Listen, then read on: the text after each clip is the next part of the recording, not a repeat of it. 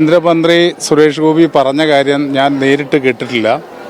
എങ്കിലും പറഞ്ഞ അറിവിൻ്റെ അടിസ്ഥാനത്തിൽ അദ്ദേഹത്തിന് വേണമെങ്കിൽ ട്രൈബൽ വകുപ്പിൻ്റെ മന്ത്രിയാവുന്നതുകൊണ്ട് തെറ്റില്ല.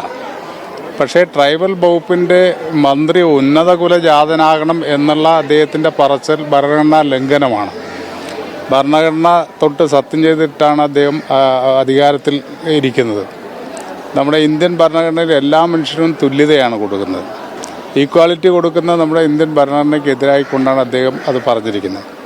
അദ്ദേഹത്തിൻ്റെ പറച്ചിൽ എത്തുന്നത് നമ്മുടെ രാജ്യത്തിൻ്റെ പ്രഥമ പൗരയിലേക്കും കൂടി എത്തുകയാണ്. അങ്ങനെ പറയുകയാണെങ്കിൽ നമ്മുടെ ഇന്ത്യയുടെ പ്രഥമ പൗരയായിട്ടുള്ള ദ്രൗപദി മുർമു ആ സ്ഥാനത്തിരിക്കുകയാണ്. നമ്മുടെ രാജ്യത്തിൻ്റെ ഏറ്റവും ടോപ്പായിട്ടുള്ള സ്ഥാനത്തിരിക്കുന്ന ആ മഹതിയെ പോലും മോശപ്പെടുത്തുന്ന രീതിയിലുള്ള പ്രസ്താവനയാണ് നടത്തിയിരിക്കുന്നത്. തീർച്ചയായിട്ടും അങ്ങനെ ചെയ്യാൻ പാടില്ലാത്തതാണ്, പറയാൻ പാടില്ലാത്തതാണ്. തന്നെയല്ല, ഉന്നത കുലജാതൻ എന്ന് പറയുന്നത് ആരാ?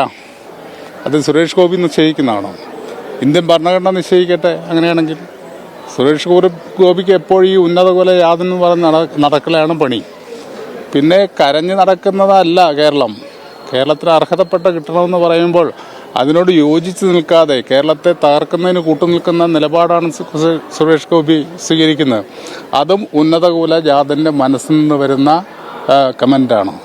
ഇന്നലെ കേന്ദ്രമന്ത്രിയായിട്ടുള്ള ജോർജ് കുര്യൻ അല്ല, മൊത്തത്തിൽ കേന്ദ്രത്തിന്റെ ഒരു സമീപനതാണ്. കേരളം എല്ലാ രംഗത്തും മുന്നേറിയെന്ന് അവർ തന്നെ കേന്ദ്ര ഗവൺമെന്റ് ഇറക്കിയ എക്കണോമിക് സർവേ റിപ്പോർട്ടിൽ പറയുന്നുണ്ടല്ലോ. ആ സർവേ റിപ്പോർട്ട് അനുസരിച്ച് കേരളം എല്ലാ സ്ഥാനങ്ങളിലും ഒന്നാം സ്ഥാനത്ത് വരികയാണ്. അങ്ങനെ വരുന്ന കേരളത്തെ എങ്ങനെ തകർക്കണം എന്നുള്ള ഗൂഢാലോചനയാണ് ഇവരിൽ നിന്നും പുറത്തു വന്നുകൊണ്ടിരിക്കുന്നത്. ആ സമീപനമാണ് ബഡ്ജറ്റിലും കാണിച്ചിരിക്കുന്നത്. അതാണ് ഇന്നലെ ഞങ്ങളെല്ലാവരും പറഞ്ഞത്. അപ്പോൾ ഈ ഉന്നത കുലജാതരുടെ ഒരു സ്വപ്നമുണ്ടല്ലോ, എല്ലാവരും അടിമകളായിട്ടിരിക്കണം, ഞങ്ങളാണ് ഏറ്റവും കേമന്മാർ എന്നുള്ള ധാരണ, അതാണ് അദ്ദേഹം വെച്ചുകൊള്ളുന്നത്. എല്ലാ ഉന്നത കുലജാതരും ഇല്ല, ചില ആളുകൾക്ക് അങ്ങനെ തോന്നലുണ്ടാകുകയാണ്. ആ തോന്നൽ അദ്ദേഹം കുറേ കാലങ്ങളായി പറഞ്ഞുകൊണ്ടിരിക്കുകയാണ്. ഇപ്പോൾ ആ മന്ത്രിയാണ് എന്നുള്ള ധാരണ വേണ്ടേ? നമ്മുടെ രാജ്യത്തിൻ്റെ പരമോന്നത പദവിയിലിരിക്കുന്ന മഹതി ഈ ട്രൈബൽ വിഭാഗത്തിലാണെന്ന് പറഞ്ഞ് അടുത്ത ദിവസമല്ലേ നമ്മുടെ പ്രധാനമന്ത്രി ശ്രീമതി സോണിയാഗാന്ധിക്കെതിരായിട്ട് തിരിഞ്ഞത്. അപ്പോൾ എന്തുകൊണ്ട് ഈ പറച്ചിലിനെതിരായിക്കൊണ്ട് പ്രധാനമന്ത്രി മിണ്ടുന്നില്ല? ഒരു മന്ത്രിയല്ലേ, സ്വന്തം മന്ത്രിസഭയിൽ അംഗമല്ലേ. സോണിയാഗാന്ധിക്കെതിരായിട്ട് പ്രധാനമന്ത്രി തന്നെ നേരിട്ട് വന്ന് പിന്നെ പറഞ്ഞല്ലോ. അതിനേക്കാൾ കടുത്ത ഭാഷയല്ലേ ഇത് ഉപയോഗിച്ചിരിക്കുന്നത്. സ്വാഭാവികമായിട്ടും ഇന്ത്യൻ ഭരണഘടനാ ലംഘനമാണ്, അല്ലെങ്കിൽ സത്യപ്രതിജ്ഞാ ലംഘനമാണ് സുരേഷ് ഗോപി നടത്തിയിരിക്കുന്നത്. ആ സ്ഥാനത്തിരിക്കണോ വേണ്ടോ എന്ന് തീരുമാനിക്കണം. ഇന്നത്തെ കാലത്തും ഇത്തരത്തിലുള്ള ഒരു ചിന്ത അത് എത്രത്തോളം അപകടകരം? അത് ജാതി ചിന്തയുടെ അവശിഷ്ടങ്ങൾ ഇപ്പോഴും നമ്മുടെ സമൂഹത്തിൽ നിൽക്കുകയാണ്. ആ ജാതി ചിന്തയുടെ അവശിഷ്ടങ്ങൾ ഉന്നതരും താഴ്ന്നവരും എന്നുള്ള ആ സങ്കല്പമുണ്ടല്ലോ, അത് തന്നെയാണ് ഇന്ത്യയുടെ ശാപം. അത് തുടരുകയാണ്. എല്ലാവരും ഉന്നത കുലജാതനാവണം എന്നുള്ള ഒരു സങ്കല്പം ഉണ്ടാക്കിയെടുക്കുകയാണ് ഇപ്പോൾ ചെയ്തുകൊണ്ടിരിക്കുന്നത്. ഈ പാവപ്പെട്ടവർ പണിയെടുത്തിട്ടല്ലേ ഇവ ഉന്നത കുലജാതനൊക്കെ ഭക്ഷണം കഴിക്കുന്നത്. അതിനൊരു അയിത്തമില്ല. അവരെ കൊണ്ട് പണിയെടുപ്പിക്കുക, അവർക്കൊന്നും കൊടുക്കാതിരിക്കുക. അതാണല്ലോ ഇപ്പോൾ തൊഴിലുറപ്പില്ല പോലും നമുക്ക് കാണാൻ കഴിയുന്ന ബഡ്ജറ്റിൽ കാണാൻ കഴിയുന്നതാണ്. ദാരിദ്ര്യം അനുഭവിക്കുന്ന ആളുകളുടെ എണ്ണം വർദ്ധിക്കുകയല്ലേ. ഈ ഉന്നത കുലജാതന്മാർ ഭരിച്ചിട്ട് ആ ദാരിദ്ര്യം ഇല്ലാതാക്കുന്നില്ലല്ലോ. അങ്ങനെയാണെങ്കിൽ എല്ലാവരുടെയും അതല്ലേ ചെയ്യണ്ടേ? അപ്പം അത് ചെയ്യാതെ ഇത് പ്രൊപ്പഗൻഡയ്ക്ക് വേണ്ടിയിട്ട് പറഞ്ഞുകൊണ്ടിരിക്കുകയാണ്. അത് ഭരണഘടന തൊട്ട് സത്യം ചെയ്ത് അധികാരത്തിൽ മന്ത്രി തന്നെ ഉണ്ടാകുന്നത് അപമാനകരമാണ്.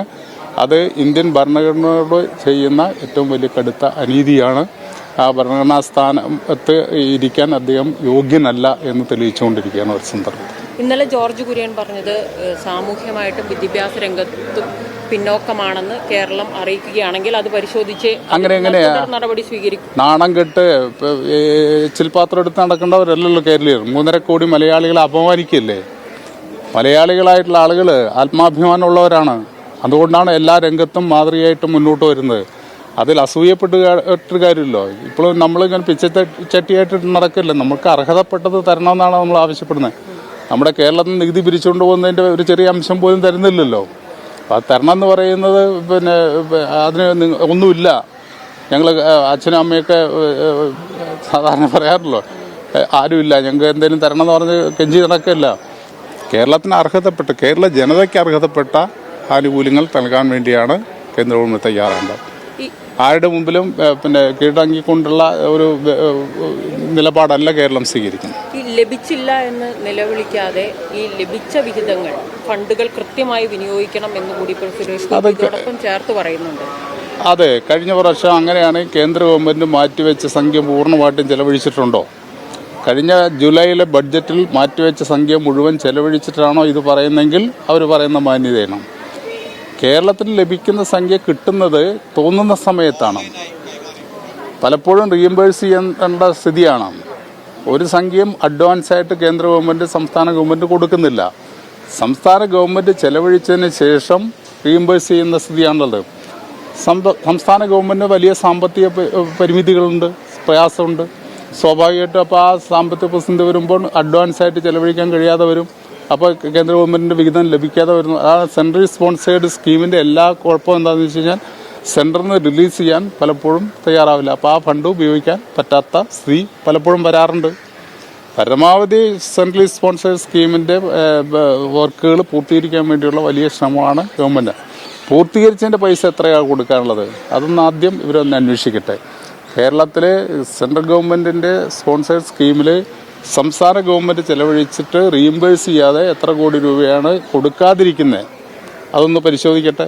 എൻ്റെ കയ്യിലൊരു കണക്കൊക്കെ ഉണ്ട് കൊടുക്കാതിരിക്കുന്ന ഓരോ സെക്ടറിലും, അതിപ്പോൾ പറയുന്നില്ല. അവർ പരിശോധിക്കട്ടെ. എന്നിട്ട് അവർ കൊടുത്ത പൈസ ചിലവഴിക്കാതിരുന്നു എന്ന് പറഞ്ഞാൽ അതിന് ന്യായമുണ്ട്. കൊടുക്കാതെ കൊടുത്തു എന്ന് പറഞ്ഞുകൊണ്ട് പ്രചരണത്തിന് വേണ്ടിയിട്ടുള്ള ഒരു കാര്യമാണ് ഇപ്പോൾ ചെയ്തുകൊണ്ടിരിക്കുന്നത്.